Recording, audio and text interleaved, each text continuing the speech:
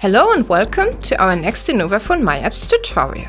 In this video, we would like to show you how you can toggle between two calls using the phone app and the Softphone app. See how you can switch back and forth between two calls and how you can start a consultation without ending the current call. You are already in an established phone call with someone. Now, click on Start Consultation. You can either use the search field to look for the new destination, or you can enter the phone number directly, or you can select a contact from your favorites or from your call history. Go ahead and click on the green handset symbol to initiate the phone call. The first phone call is put on hold and recorded music is played.